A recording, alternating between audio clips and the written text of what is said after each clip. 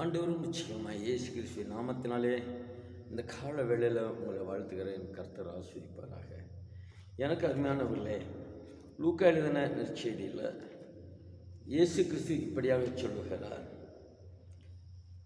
16வது அதிகாரம் 19வது வசனத்தில் இப்படியாக, நான் உங்களுக்கு சொல்லுகிறேன், நீங்கள் வாழும்போது உங்களை நித்தியமான வீடுகளை ஏற்றுக்கொள்வார் உண்டாகும்படி அநீதியான உலகப் பொருளால் உங்களுக்கு சிநேகிதரை சம்பாதியுங்கள்.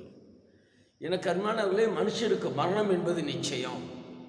வாழும்போது மரிக்கும்போது இதோ உங்களை ஏற்றுக்கொள்வார் உண்டாகும்படியாய், உங்களை நித்தியமான வீடுகளிலே ஏற்றுக்கொள்வார் உண்டாகும்படியாய் அநீதியான உலகப் பொருளால் உங்களுக்கு சிநேகிதரை சம்பாதியுங்கள்.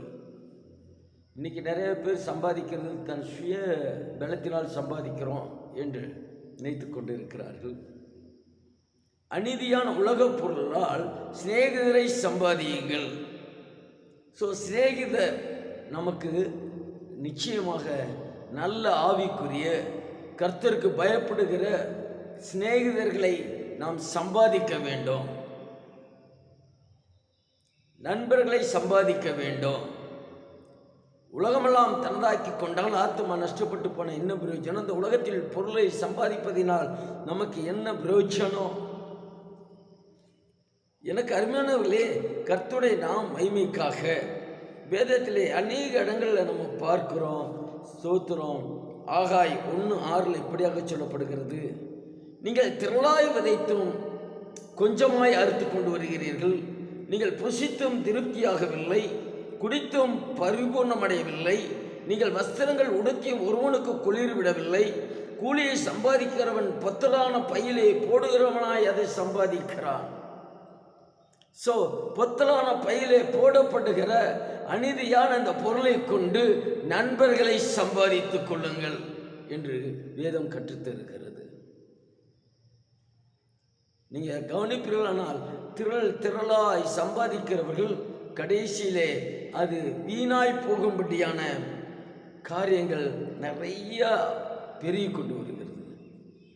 ஒரு தரித்திரரை நினைக்க மாட்டார்கள், ஏழைகளை நினைக்க மாட்டார்கள், கர்த்தருடைய ஊழியத்தை நினைக்க மாட்டார்கள்.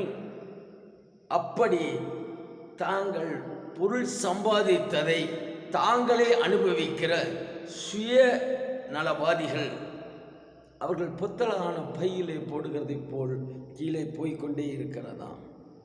எனக்கு அருமையானவர்களே, கர்த்தருடைய நாம் மகிமைக்காக மீகா 6:10 துன்மார்க்கனுடைய வீட்டிலே துன்மார்க்கத்தினால் சம்பாதித்த பொக்கிஷங்களும் அருவருக்கப்படத்தக்க குறைந்த மரக்காலும் இன்னும் இருக்கிறது அல்லவோ. கள்ளத்தராசும் கள்ள படிக்கற்களும் உள்ள பையும் இருக்கும்போது அவர்களை சுத்தம் உள்ளவர்கள் என்று எண்ணுவேனோ. கள்ளத்தனம்.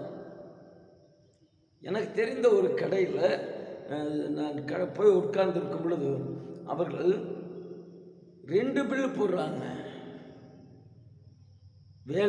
ஓனருக்கு ஒரு பில்லும் அவர்கள் அடியில் வேற ஒரு அமௌண்ட்டில் ஒரு பில்லும் போடுறாங்க.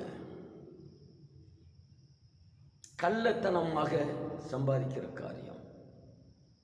இவைகளெல்லாம் கர்த்தருக்கு பிரியமாக இருக்காது. நியாயமாய் சம்பாதித்து அதை கொண்டு ஆத்துமக்களை ஆதாயப்படுத்த வேண்டும் என்று வேதம் கற்றுத்தருகிறது.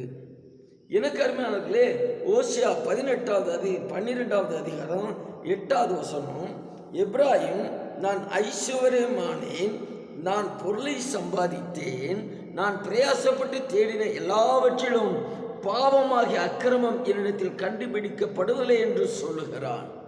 அநேக பேர் அநியாயமாக சம்பாதித்து, லஞ்சம் வாங்கி, துன்மார்க்கமாய் சம்பாதித்து, திருடி, கொள்ளையடித்து, அநேகருடைய பொருட்களை அபகரித்து, சொத்துக்களை அபகரித்து,